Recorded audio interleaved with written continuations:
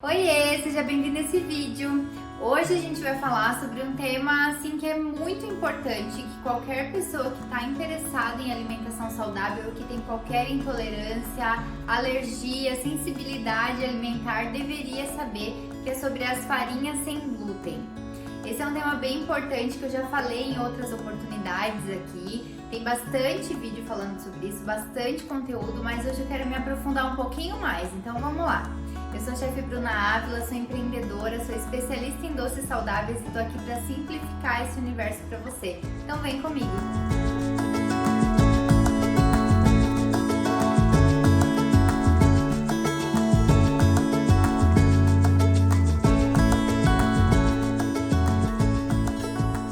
Então vamos lá! O glúten presente no trigo, ele é responsável por várias coisas dentro de uma preparação, né? Quando eu falo uma preparação, pode ser um pão, um bolo, qualquer preparação aí pode ser feita com trigo. Ele dá elasticidade, ele dá leveza, ele dá maciez, ele faz com que dure mais. Só que o glúten presente no trigo hoje, né, esse trigo que a gente encontra no supermercado, ele é geneticamente modificado e o glúten é aumentado, né? Então, tirou-se do trigo, né, todas as propriedades, as principais, e deixou ali apenas o farelo, né, apenas a parte branca, que é o que o bicho não come, né? Então, ele dura mais tempo na prateleira e, consequentemente, ele faz com que as preparações também durem mais. E o glúten foi aumentado porque tirou-se muito do trigo integral, do trigo orgânico, né? Então o glúten ele foi aumentado para justamente dar mais maciez, mais leveza, mais elasticidade para as preparações. Por isso que é mais fácil fazer um bolo, um pão ou qualquer coisa com trigo, né? Por causa disso. Você faz um bolo, ele fica macio, fica fofinho, ele cresce, fica sucesso. Quando a gente vai fazer um preparo sem glúten, o negócio já começa a complicar. Por quê? Porque a gente tem a impressão de que é só substituir. Então, o que eu, na minha cabeça, assim, quando eu tô começando a cozinhar sem glúten, o que eu penso que é o mais parecido com o trigo? A farinha de arroz. A maioria das pessoas só pega a farinha de arroz e coloca no lugar do trigo e faz a receita igual, achando que vai dar tudo certo.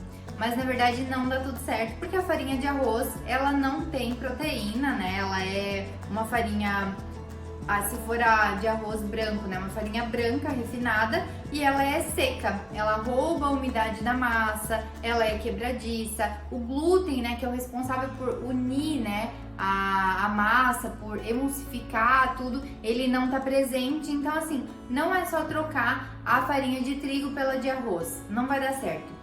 Por isso que a maioria das receitas não dá certo quando as pessoas começam a fazer, ou a gente vê na internet uma receita que fala que só substituir ou só colocar farinha de arroz.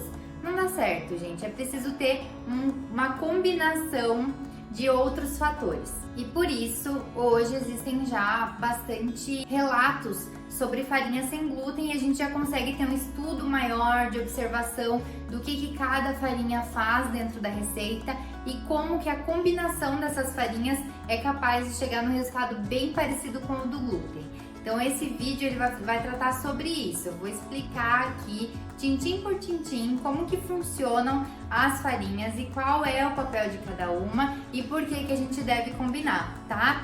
Vamos lá então. As farinhas, elas são divididas em grupos principais, né? Tem os grandes grupos e depois dentro deles tem subgrupos. Mas para facilitar, a gente vai falar só dos grupos principais, que são farinhas já bem conhecidas para quem não utiliza o glúten na alimentação, para quem já cozinha sem glúten. Dentro do grupo de base e estrutura, são as farinhas que vão segurar uma massa, né? Seja uma massa de pão ou de bolo, tanto faz.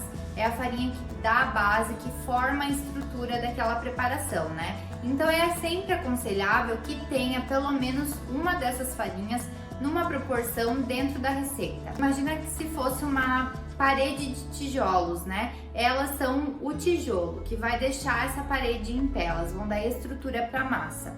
Existem muitas preparações que não levam nenhuma dessas farinhas e elas são preparações mais delicadas, né? Uma massa mais leve, mais delicada, mais fácil de cair, né? De desmoronar. Então essas farinhas são farinha de arroz, que pode ser arroz branco, arroz integral, farinha de mandioca, farinha de milho, farinha de trigo sarraceno, farinha de teff, farinha de sorgo. Essas três últimas que eu falei, elas não são tão conhecidas, tá? Mas todas elas têm bastante propriedades, têm bastante micronutrientes. Tem também, dentro dessa classe das farinhas de base e estrutura, tem as farinhas que são mais proteicas. Ou seja, elas têm mais elasticidade, elas se parecem um pouco mais com a farinha de trigo, mas ainda assim precisa fazer uma combinação para utilizar, tá? Que são as farinhas de amaranto, farinha de quinoa, farinha de feijão branco e a farinha de grão de bico, que é bastante utilizada. Muitas pessoas reclamam do sabor forte da farinha de grão de bico. Isso acontece porque geralmente a farinha de grão de bico foi feita com o grão de bico cru. Ele só foi triturado e aí feito a farinha. E dessa forma, ele fica com um sabor de cru muito forte, né? Se você experimentar a farinha de grão de bico pura, o sabor é muito, muito forte, assim, e é muito marcante, é muito desafiador consumir essa farinha crua. Porém, se você cozinha o grão de bico, ele já tá um sabor mais suave, né? Então, o que eu recomendo para quem faz a farinha de grão de bico em casa é deixar ele de molho pelo menos 24 horas com água, trocando a água com um componente ácido.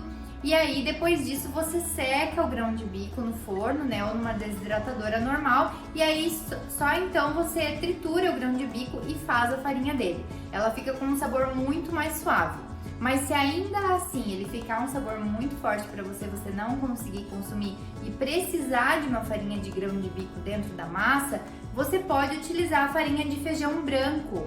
A farinha de feijão branco é muito, muito, muito parecida com a de grão de bico e ela é super adocicada. Então, para preparações doces, assim, principalmente massas, né, tarteletes que precisam de elasticidade, a farinha de feijão branco ela é excelente para substituir a de grão de bico, tá? Então essas são as farinhas mais proteicas dentro das farinhas de base e estrutura. E dentro desse grupo, qualquer uma das farinhas elas podem ser integrais ou brancas, né? O que muda é que as farinhas brancas elas passaram por um processo de refinamento e elas têm mais índice glicêmico, né? Não mais, um índice glicêmico maior. Então o que acontece? Quando você faz uma preparação com uma farinha branca, ela é absorvida de maneira muito rápida. Para equilibrar isso dentro da preparação, é só você inserir mais fibras dentro daquela preparação e aí o índice glicêmico já está mais equilibrado. Claro que depende muito do óleo que você utiliza aí na sua receita, depende muito se você vai usar açúcar ou não, se vai usar adoçante, tudo isso vai contribuir para o índice glicêmico e a carga glicêmica da sua receita ser maior ou menor, tá? Até porque as farinhas integrais, elas têm mais fibras, né? E farinhas com mais fibras, elas consomem mais água da preparação. Então, um relato muito comum, assim, que as pessoas me falam é: Bruna, poxa, eu fiz um bolo com farinha de arroz integral e outras, mas eu senti que ele ficou muito seco. Ou que a massa ficou mais pesada, ou ficou mais farelenta, né? Ou ficou granulosa, porque o arroz ele tem essa característica. E a farinha de arroz integral, ela acaba absorvendo muita umidade. Então, se um bolo tá pedindo lá farinha de amaranto, vou chutar aqui, e aí você substitui por uma farinha de arroz integral, acontece que ele vai chupar muito mais água daquele bolo. Talvez você precise colocar mais líquido, talvez você coloque mais água, mais suco, mais leite vegetal, o líquido que você está usando aí, percebe? Então por isso que pode dar diferença quando a gente faz as substituições entre as farinhas. Então a minha receita está pedindo a farinha A, eu troco pela farinha B, eu tenho que prestar atenção nisso também. Se aquela farinha que eu coloquei no lugar, ela absorve mais ou menos água do que a farinha que estava escrito na receita. Tudo isso a gente deve se atentar na hora de fazer uma preparação sem glúten. Indo para o próximo grupo, a gente tem as farinhas de liga, maciez e leveza, que são as farinhas que trazem esses itens para dentro da preparação, tá? São polvilho doce, polvilho azedo, fécula de batata, araruta, amido de milho, todas essas, né? Farinha de linhaça dourada, farinha de linhaça marrom, farinha de chia. Todas essas farinhas, elas têm um papel cada uma delas, né? Algumas dão mais liga, outras dão mais maciez, outras dão mais leveza. O amido de milho, por exemplo, ele dá mais leveza. A fécula de batata dá mais leveza, dá maciez também, né? O polvilho doce, ele já é responsável por dar aquela liga, ele faz uma espécie de goma, né? Assim como é o resultado do pão de queijo. O pão de queijo tem aquela goma justamente por causa do polvilho que é utilizado na preparação. O polvilho azedo, ele é fermentado, então é muito raro utilizar polvilho azedo nas preparações, porque ele tem um sabor diferente e o preparo dele é diferente também. Mas algumas preparações utilizam e é a fécula de mandioca, né? A fécula de mandioca nada mais é do que os dois polvilhos, o doce ou o azedo.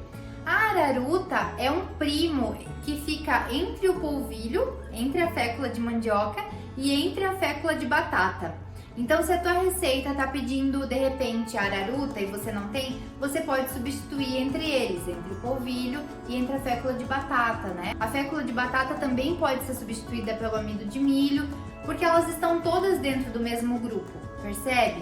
Todas elas têm o seu papel e cada uma tem um resultado diferente, claro, a gente tem que saber que cada farinha tem a sua própria característica.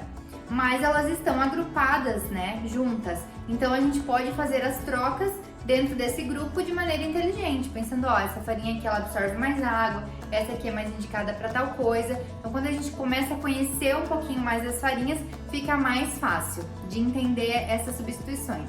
As farinhas de chia e de linhaça, que fazem parte desse grupo de liga, maciez e leveza, elas ainda podem atuar como substitutas dos ovos dentro das receitas. Por quê? Porque quando elas são adicionadas à água, elas formam um gel, né? E esse gel, ele imita o papel do ovo dentro da receita.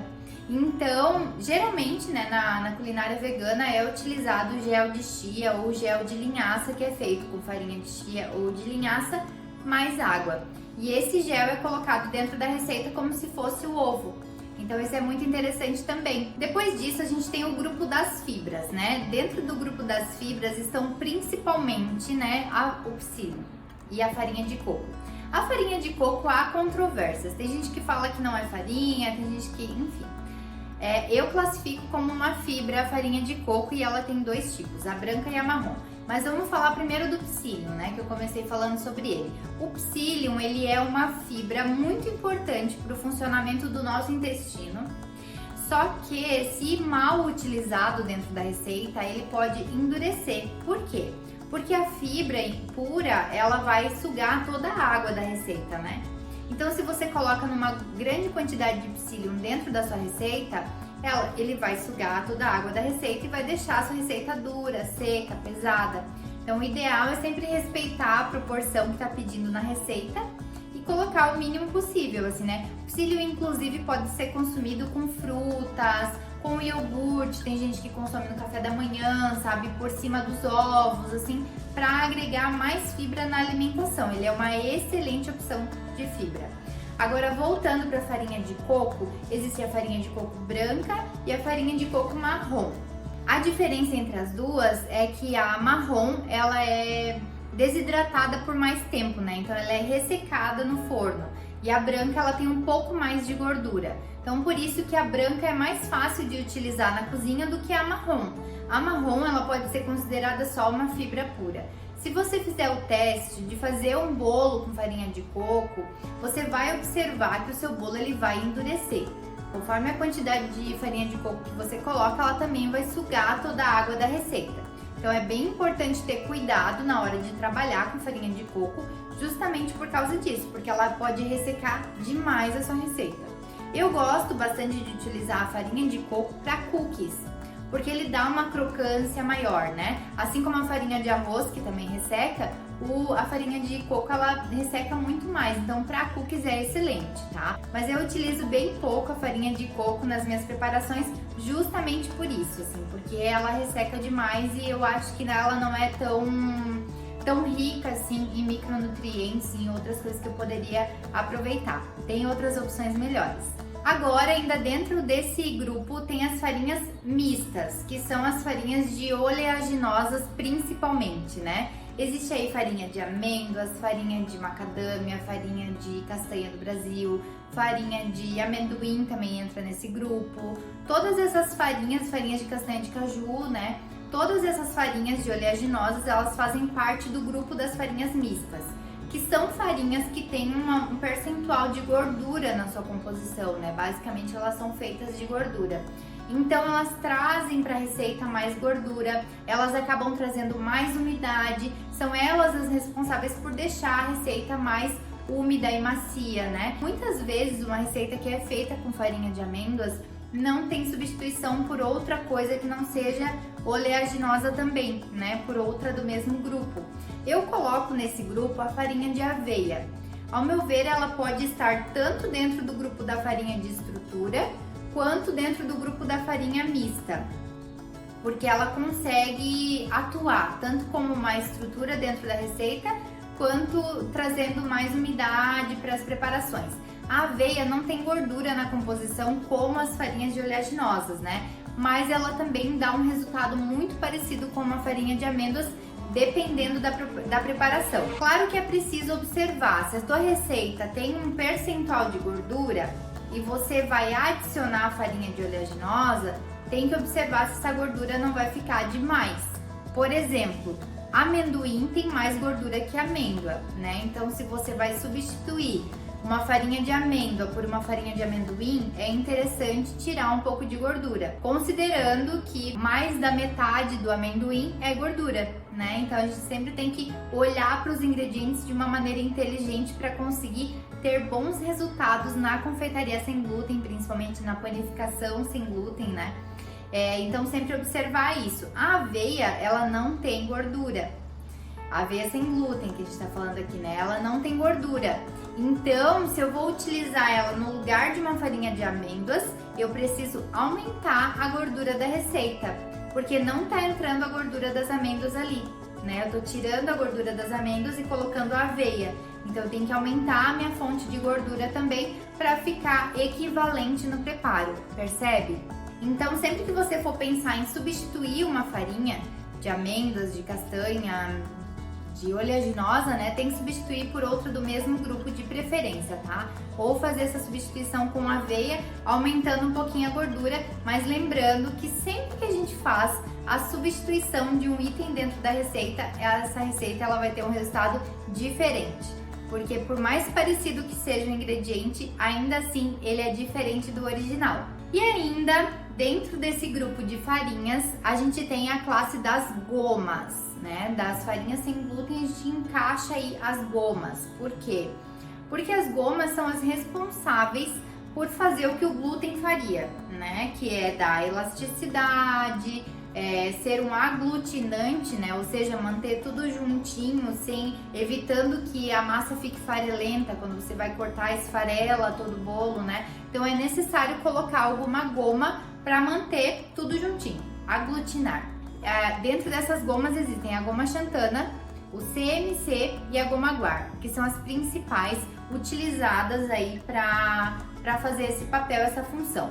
O agar-agar não entra aqui porque ele é uma outra coisa. O agar-agar é uma alga e tem uma outra função, é mais parecido com gelatina, então a gente não tá falando dele. A gente tá falando de goma guar, então goma xantana, goma guar e CMC. CMC é o carboximetilcelulose, ele é um amaciante vegetal, também natural, e que ele é utilizado principalmente na panificação para deixar a massa mais macia no dia seguinte, para deixar tudo mais aglutinado, para ser um espessante também. Então, essas três gomas elas podem ser utilizadas, uma substitui a outra, mas sempre bom lembrar: cuidado com a procedência dos seus ingredientes, né? Principalmente das gomas, porque se você compra num empório, se você não conhece a procedência, pode ser uma goma de má qualidade. Pode ser uma goma que já tá vencida, que tá mais forte, que tá mais fraca, que foi misturada, você não sabe. Então o ideal é comprar as gomas sempre em pacote fechado, lacrado, com uma indicação de fornecedor, de validade, para você ter segurança na hora de utilizar nas suas receitas, tá? Boa parte das farinhas que eu falei aqui, né, quase todas, dá para fazer em casa. Eu já dei a dica aqui do grão de bico, mas você pode fazer em casa farinha de arroz, que é só triturar o arroz e peneirar. Você pode fazer em casa farinha de amaranto, né? Muita gente só encontra amaranto em flocos, é só triturar que vira farinha. Você pode fazer em casa farinha de amêndoas, farinha de amendoim, é só triturar também, não tem segredo. As farinhas você pode só triturar e utilizar. Aliás, quanto mais fresca for a sua farinha, melhor o resultado que você vai ter na sua receita. Por exemplo, a farinha de linhaça, ela fica rançosa com o tempo, né? O ideal é que a farinha de linhaça seja consumida de 3 a 5 dias no máximo, né? Depois que ela foi preparada. Então não é legal comprar farinha de linhaça pronta. O melhor é você comprar a semente de linhaça, manter guardada, bem vedada, longe da luz, da umidade, do calor. E aí, quando você quer fazer a farinha de linhaça, você pode fazer para semana. Coloca lá no liquidificador, tritura, virou farinha, pronto, pode utilizar, tá? Essa dica ela vale para qualquer outra farinha que eu falei aqui, todas podem ser trituradas e feitas em casa para você ter bem fresquinho aí. E na maioria das vezes, comprar o grão é mais barato do que comprar a farinha, então vale muito mais a pena você fazer em casa, tá? Eu espero que você tenha aprendido mais sobre farinha sem glúten nesse vídeo. Se você ficou com alguma dúvida ainda, se você tem alguma sugestão para fazer sobre esse vídeo, escreve para mim aqui embaixo que eu vou adorar te responder, tá bom? E compartilha esse vídeo com as pessoas que precisam saber sobre farinha sem glúten. Eu vejo que esse é um tema que ainda é pouco falado, pouco discutido, sobre essas combinações, todas essas possibilidades, tá bom? Um beijo e até o próximo vídeo.